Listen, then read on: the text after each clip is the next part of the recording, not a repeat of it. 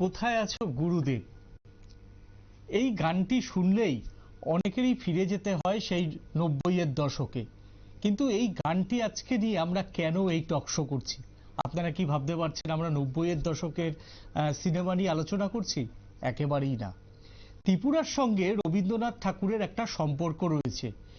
ত্রিপুরাতে এসে যখন আসতেন রবীন্দ্রনাথ ঠাকুর, তিনি মালঞ্চ নিবাসে একটা সময় সেখানে থাকতেন।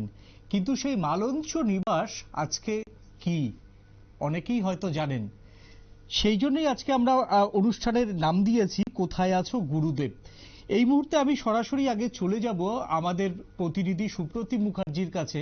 আজকে সরকার বা তথ্য সংস্কৃতি দপ্তরকে একটা কঠিন প্রশ্নের মুখে পড়তে হয়েছে, যে মালঞ্চকে নিয়ে। কোথায় আছো গুরুদেব? গুরুদেব কি সত্যি এখনো আমাদের মধ্যে আছে? ত্রিপুরার সঙ্গে রবীন্দ্রনাথের একটা সম্পর্ক ছিল, কিন্তু সেই সম্পর্ক আজ কোথায় দাঁড়িয়ে? কথাটা অপ্রিয় হলে এটাই সত্যি যে মালঞ্চ এখন বিয়ে বাড়ি। আমি সরাসরি সুপ্রতীপ মুখার্জির কাছে চলে যাচ্ছি। সুপ্রীতি, শুনতে পাচ্ছ? শুনতে পাচ্ছি। সুপ্রীতি, কোথায় আছো গুরুদেব? আজকে একটা অপ্রিয় সত্যি রাজ্যের তথ্য সংস্কৃতি দপ্তরকে কার্যত শুনতে হলো। রবীন্দ্রনাথ ঠাকুরের স্মৃতি আজকে বিয়ে বাড়ি, আজকে হই হল্লার একেবারে প্রাণকেন্দ্র। কি বলবে? একেবারে দেখো, ত্রিপুরার প্রতি আকৃষ্ট হয়ে ত্রিপুরার প্রাকৃতিক সৌন্দর্য এবং ত্রিপুরার রাজ পরিবারের এই আমন্ত্রণ পেয়ে রবীন্দ্রনাথ ঠাকুর বা বিশ্বকবি কিন্তু বারবার এসেছেন এই রাজ্যে। এবং সেটার সংখ্যাটা কিছুক্ষণ আগেই আমি বলছিলাম যে প্রায় 7 বার রবীন্দ্রনাথ ঠাকুর ত্রিপুরাতে এসেছিলেন। এবং শুধু ত্রিপুরাতে এসেছিলেনই না, ত্রিপুরার এই পটভূমিকে নিয়ে তিনি বেশ কিছু তিনি রচনা করেছিলেন, বেশ কিছু বই তিনি লিখেছিলেন, উপন্যাস তিনি লিখেছিলেন ত্রিপুরাকে নিয়ে, যেটা গোটা বিশ্ববাসী আমরা যেটা পড়ি। এবং একটা অন্যতম উপন্যাস তা হচ্ছে রাজশ্রী, যা নিয়ে তোমার সিনেমা, নাটক, গল্প তৈরি হয়েছিল নানান ভাবে। এই যে রাজশ্রী একেবারে অন্যতম একটা রবীন্দ্রনাথ ঠাকুরের উপন্যাস। রাজশ্রীর পাশাপাশি যদি আমরা বলি, তোমার ত্রিপুরাকে কেন্দ্র করে তোমার বিসর্জন তৈরি হয়েছিল, ত্রিপুরাকে নিয়ে তোমার মুকুট তৈরি হয়েছিল। এমনকি যখন তিনি একেবারে তরুণ বয়সে লিখেছিলেন ভগ্ন হৃদয়, সেই ভগ্ন হৃদয়ও কিন্তু প্রথমবার তিনি ত্রিপুরার এই রাজাদের কাছ থেকেই অভিনন্দন পেয়েছিলেন ভগ্ন হৃদয় লেখার পর থেকে বা লেখার পর। এবং তখন যদি আমি খুব ভুল না করি, তখন রাজা ছিলেন বীরচন্দ্র মাণিক্য, যার কাছ থেকে তিনি প্রথমবারের মতন অভিনন্দন পেয়েছিলেন এই ভগ্ন হৃদয়ের মধ্য দিয়ে। এই যে গেল তার এই উপন্যাসগুলোর কথা বা তার এই লেখাগুলোর কথা, সবকিছু মিলিয়ে আমরা জানি যে রবীন্দ্রনাথ ঠাকুর এই রাজ্যে 7 বার এসেছিলেন। এবং ত্রিপুরার সাথে একটা অন্যতম তার আত্মিক সম্পর্ক ছিল। রাজপরিবারের সাথে তার সম্পর্ক কিন্তু একেবারে অন্য মাত্রায় গিয়েছিল। এবং ত্রিপুরার রাজারা রবীন্দ্রনাথের প্রতি ভালোবাসা, রবীন্দ্রনাথের প্রতি মুগ্ধতায় তার জন্য বানিয়ে দিয়েছিলেন তার একটি নিবাস, যাতে তিনি সেখানে থাকতে পারেন। তা হচ্ছে মালঞ্চ নিবাস আজকের দিনে দাঁড়িয়ে, যেটির নাম। এর আগে তাহলে প্রশ্ন আসবে যে তিনি কোথায় থাকতেন। তিনি অবশ্যই রাজাদের তিনি সান্নিধ্যেই থাকতেন বরাবর। এবং রাজা কর্নেল যিনি ছিলেন, কর্নেল মহিম ঠাকুর, তার সাথেও রবীন্দ্রনাথের একটা সম্পর্ক ছিল, তার বাড়িতেও রবীন্দ্রনাথ উঠেছিলেন। এই যে দিকগুলো আমরা ত্রিপুরার বিভিন্ন ইতিহাস, ত্রিপুরার বিভিন্ন ইতিকথা পড়ে কিন্তু আমরা পেয়েছি। এই যে মালঞ্চ নিবাসে তিনি যখন থাকতেন বা তিনি যখন বারবার আসতেন, সেটা আজকের দিনে দাঁড়িয়ে আমরা যদি দেখি, একেবারে যে তোমার রাস্তা রয়েছে, এই যে বেসরকারি যে হোটেল রয়েছে তার ঠিক কাছাকাছি রয়েছে মালঞ্চ নিবাস। এবং সেখান থেকে তোমার এই রাজপরিবার আসার জন্য একটি সুড়ঙ্গও নাকি ছিল। এগুলো আমরা কি বিভিন্ন লেখার মধ্য দিয়ে পেয়েছিলাম। তো এই যে রাজপরিবার বা আজকে যে রাজবাড়ি, যেটা এখন উজ্জয়ন্ত প্যালেস বলে পরিচিত গোটা বিশ্বের কাছে, সেই উজ্জয়ন্ত প্যালেসও কিন্তু নাম দিয়েছিলেন কে না, এই রবীন্দ্রনাথই। কিন্তু আজকের দিনে দাঁড়িয়ে যে প্রসঙ্গ আজকে আমরা তুলেছি, যে কোথা গেলে গুরুদেব, কেন এই প্রশ্ন তুললাম? কারণ এই যে মালঞ্চ নিবাস, সেটা কিন্তু আজকের দিনে দাঁড়িয়ে বিয়ে বাড়ি। এই প্রশ্ন আজকে উঠে এসেছে বইমেলাকে নিয়ে, যে বিশেষ আলোচনা, সেই আলোচনার মধ্যে যে রবীন্দ্রনাথ কি তাহলে ত্রিপুরা থেকে লুপ্ত হয়ে যাচ্ছে আস্তে আস্তে? রবীন্দ্রনাথকে কি তাহলে আমরা হারিয়ে ফেলছি? বা এই মালঞ্চ নিবাস, যেটা রবীন্দ্রনাথের জন্য তৈরি হওয়া, যেখানে তোমার মালঞ্চ নিবাস অনেক সময় মানুষ দেখতে যান, উপভোগ করতে যান যে রবীন্দ্রনাথ তখন থাকতেন, কিভাবে থাকতেন, কি করতেন, কিন্তু সেটা এখন একেবারেই বিনোদনের জায়গাতে পরিণত। সেখানে এখন বিয়ে বাড়ি হচ্ছে, শীতকালে সেখানে প্রচুর ভিড়, সেখানে একের পর এক বিয়ে বাড়ি লেগেই থাকে। একেবারে সেখানে বিয়ে বাড়ির জন্য নতুনভাবে হল বুক করার কোনো স্কোপ পর্যন্ত থাকে না, এই অবস্থা হচ্ছে এখন বাস্তবে। হ্যাঁ, হ্যাঁ, রাজ্য সরকার এটা নিয়ে বা রাজ্যের তথ্য সংস্কৃতি দপ্তর এটা নিয়ে কি ভাবছে যে রবীন্দ্রনাথ ঠাকুরের স্মৃতি বিজড়িত যে বাংলোগুলি সেগুলো লন্ডনে পর্যন্ত সেখানকার তথ্য সংস্কৃতি দপ্তরের আওতায় নেওয়া হয়েছে, তাহলে এখানে একটি বিয়ে বাড়ি যেখানে রবীন্দ্রনাথ ঠাকুরের স্মৃতি রয়েছেন সেখানে নাচ গান পার্টি বিয়ে এইগুলো চলবে, রাজ্যের যারা শিক্ষানুরাগী তারা কি বলছেন যদি একটু সংক্ষেপে বলা সম্ভব হয়? দেখো, এক্ষেত্রে আমরা বিভিন্ন মানুষের মতামত নেওয়ার চেষ্টা করেছি, যেখানে আজকেরই বিয়ে বাড়ি রয়েছে বা বিয়ে বাড়ি চলছে, সেক্ষেত্রে কি বক্তব্য উঠে আসছে। দেখো, অনেকেই হয়তো আজকে আমাদের ক্যামেরার সামনে মুখ খুলতে একটু তোমাকে থামাবো, এই মুহূর্তে আমাদের কাছে প্রতিক্রিয়া চলে এসেছে অজিত দেব বর্মা, সম্পাদক ত্রিপুরা পাবলিশার্স গিল্ডের। সরাসরি তার কাছে চলে যাব, তিনি কি বার্তা পাঠিয়েছেন, টেলিফোনিক বার্তা, আসুন শুনে নিই।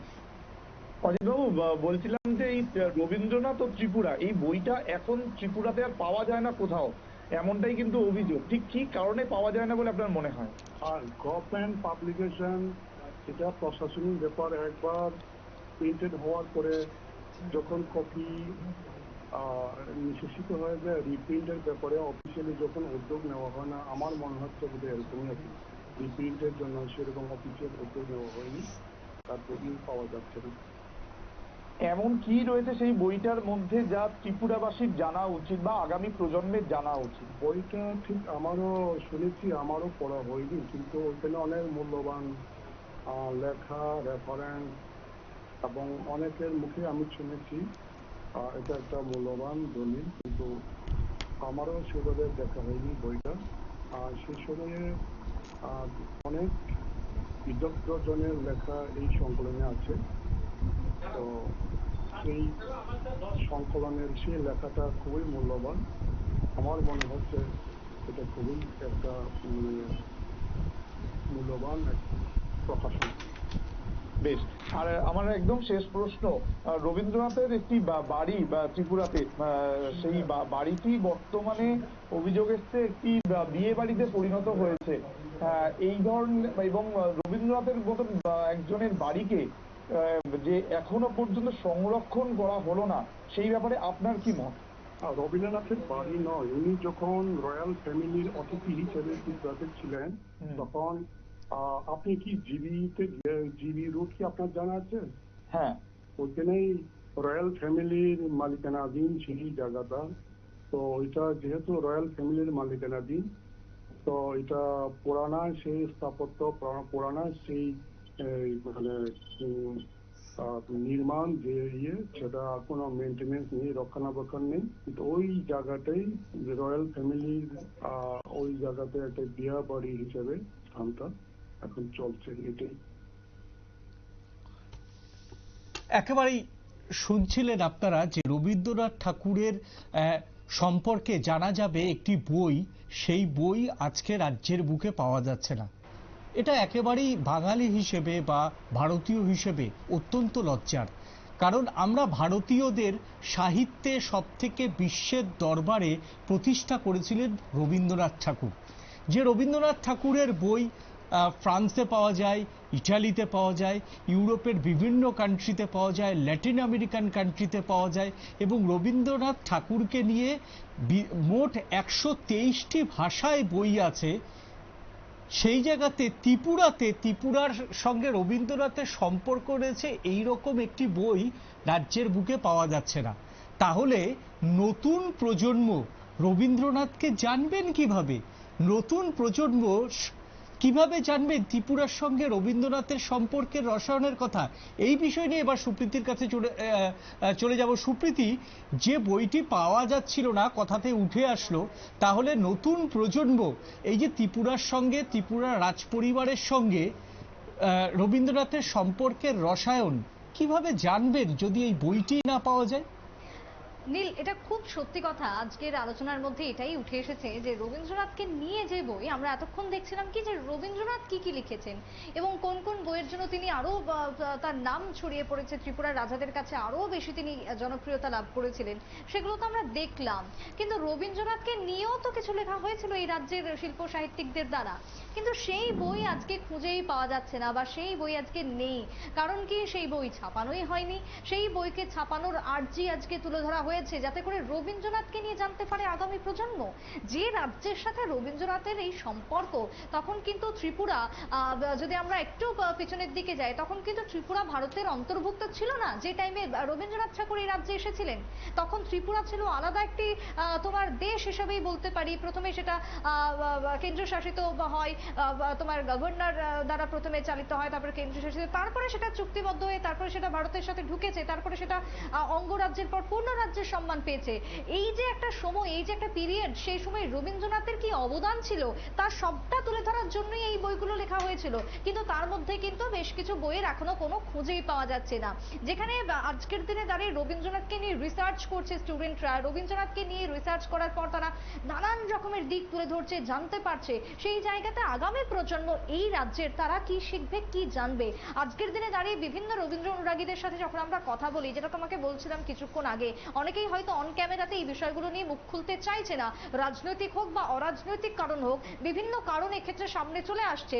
সব মিলিয়ে অনেকেই চাইছেন না প্রকাশ্যে আসতে। কিন্তু আজকের এই আলোচনাটা হয়েছে, এটা তো ফ্যাক্ট। এবং আজকের এই আলোচনার পর এটাও ফ্যাক্ট যে মালঞ্চ আজকে কি এবং মালঞ্চতে আজকে কি চলছে বা কি সেটা পরিণত হয়েছে, এটা খুব সত্যি এবং বাস্তব একটা চিত্র। কিন্তু সেই জায়গাতে দাঁড়িয়ে রাজ্যের এই মুহূর্তে যারা শিল্প সাহিত্যিক মহল রয়েছে, তারা বলতে চাইছেন যে রবীন্দ্রনাথকে আরো বেশি করে প্রাধান্য দেওয়া হোক, যেটা একটা সময় দাঁড়িয়ে তোমার থাকলেও বর্তমানে এই যে মালঞ্চর যে অবস্থান, সেটাকে কেন্দ্র করে কিন্তু আরো যে বিষয়গুলো উঠে আসছে, যেটা তুমি কিছুক্ষণ আগেই আমাদের যিনি জানালেন পাবলিসার্সের পক্ষ থেকে, যে যেহেতু দেখো এটাতে রাজ্য সরকার ঢুকতে চাইছে না, কারণ এক্ষেত্রে রাজপরিবার এখনো পর্যন্ত বর্তমান সেক্ষেত্রে প্রজন্ম যারা রয়েছে তারা এক্ষেত্রে জড়িয়ে রয়েছে। তাই এক্ষেত্রে মালঞ্চ ছাড়াও আরো অনেকগুলো রাজ্যের বিয়ে বাড়ি রয়েছে, বা নামকরা শহরের মধ্যে বিয়ে বাড়িগুলো যেগুলো দেখি, সেগুলোরও কিন্তু একই অবস্থা। সব মিলিয়ে সেগুলোর সাথে যতটা না কারোর আপত্তি রয়েছে, এই মালঞ্চটাকে নিয়ে কিন্তু একটা আপত্তি বাড়ছে। তবে রাজ্য সরকার এই মুহূর্তে এই বিষয়ে কিন্তু খুব যে একটা ঢুকেছেন তাও কিন্তু নয়। আজকের দিনে দাঁড়িয়ে তথ্য সংস্কৃতি দপ্তরও কিন্তু এই বিষয়ে খুব একটা মুখ খুললেন না।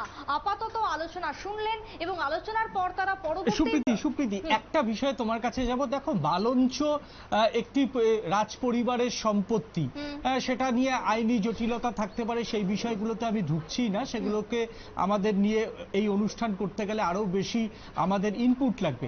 কিন্তু সব থেকে বড় একটি বই আজকের দিনে তথ্য সংস্কৃতি দপ্তরের তো দায়িত্ব যে ভারতীয়দের মধ্যে প্রথম নাইট উপাধি কে পেয়েছিলেন?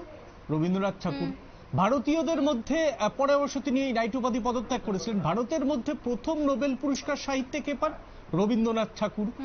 এবং সেই রবীন্দ্রনাথ ঠাকুরকে নিয়ে যেখানে অক্সফোর্ডে গবেষণা হয়, যেখানে বিশ্বের তাবর তাবর বিশ্ববিদ্যালয়ে গবেষণা হয়, সেই রবীন্দ্রনাথ ঠাকুরকে নিয়ে যাতে রাজ্যের মানুষ জানতে পারেন, সেই রকম একটি বই প্রকাশ করতে তথ্য সংস্কৃতি দপ্তরের এত অনীহা কেন?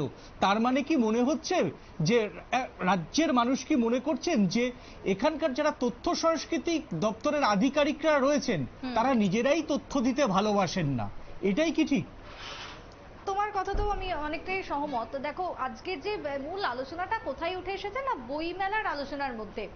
এই যে বইমেলা, সেক্ষেত্রে আমরা নানান রকমের বইয়ের সন্ধান, আরো জ্ঞান বাড়ানো বা মানসিক খিদে আমরা যাতে মেটাতে পারি তার জন্যই তো যাই। সেই বইমেলাতে যদি এই রবীন্দ্রনাথই যদি না থাকে বা রবীন্দ্রনাথকে নিয়ে যদি আলাদা কিছু না থাকে, তাহলে কোথাও গিয়ে মনে হলো নাকি যে বাঙালির সাহিত্য, বাংলা সাহিত্য কোথাও গিয়ে একটা পরিপূর্ণ কি হলো? এই প্রশ্ন কিন্তু থাকছে।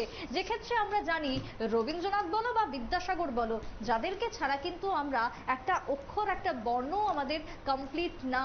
সেই রবীন্দ্রনাথ, সেই বিদ্যাসাগর, সেই রামমোহনকে যদি বাদ দেওয়া হয় বা বাদ দিয়ে যদি বাদবাকি সমস্ত কিছু থাকে, তাহলে তো একটা অংশের বা যারা রবীন্দ্র অনুরাগীরা রয়েছেন তাদের তো কোথাও একটা গিয়ে হাতে ঘা লাগবেই, সেটা খুব স্বাভাবিক একটা বিষয়। আজকের দিনে দাঁড়িয়ে আগরতলা বইমেলার হয়তো জৌলুস বৃদ্ধি পেয়েছে, প্রচার প্রসার বৃদ্ধি পেয়েছে, কিন্তু এখনো পর্যন্ত আমার জানা মতন নজরে পড়েনি যে রবীন্দ্রনাথকে নিয়ে, রবীন্দ্রনাথ এবং ত্রিপুরাকে নিয়ে আলাদা কোনো কিছু হোক, আলাদা কোনো স্টল থাকুক, সেখানে রবীন্দ্রনাথ কি লিখেছিলেন বা রবীন্দ্রনাথকে নিয়ে কি কি লেখা হয়েছে সেগুলো থাকুক। এই যে সেই লেখাগুলো থাকবে কোথা থেকে, কারণ সেক্ষেত্রে ছাপানোই তো হয়নি, সেই বইগুলো আজকে পাবলিশই হয়নি, যার কারণে আজকের বহু মানুষ সেই সমস্ত কিছু লেখা সম্পর্কে জানতেই পারছেন না।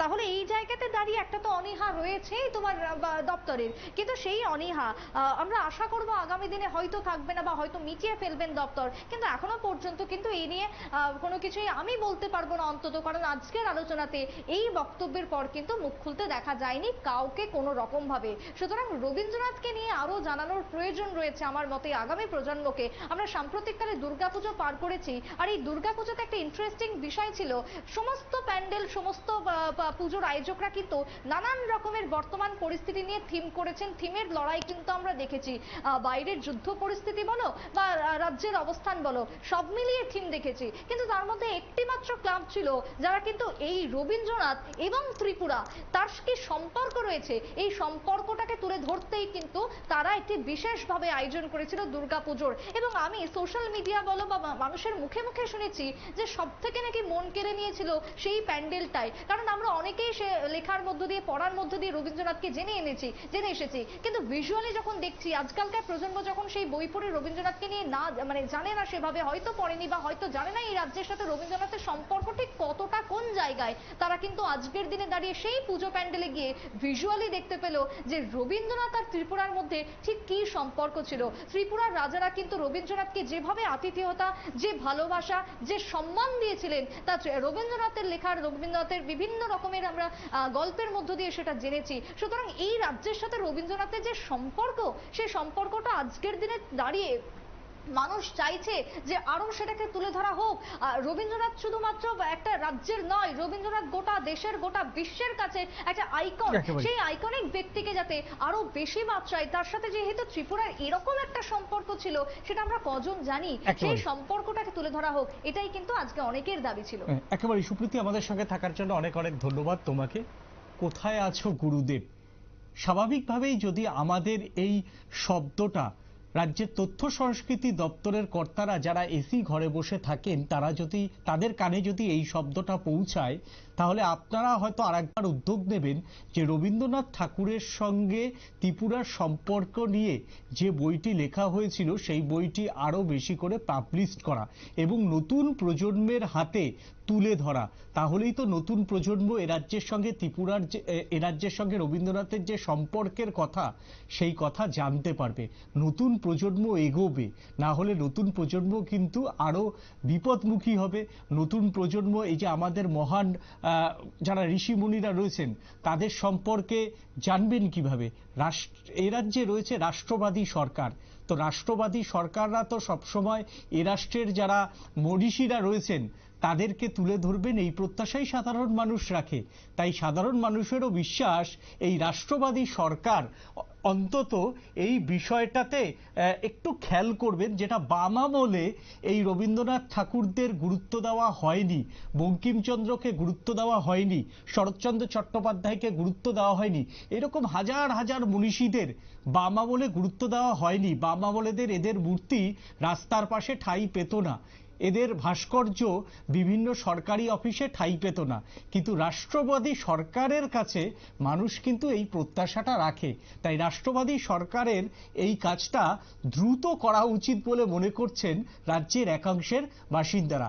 এখন নিয়ে নেব ছোট্ট একটা বিজ্ঞাপনের বিরতি, এরপরই আমার সিনিয়র সাংবাদিক এবং অ্যাঙ্কার সুপ্রীতি মুখার্জি আপনাদের সামনে অন্য সব খবর নিয়ে হাজির হচ্ছে দ্রুত।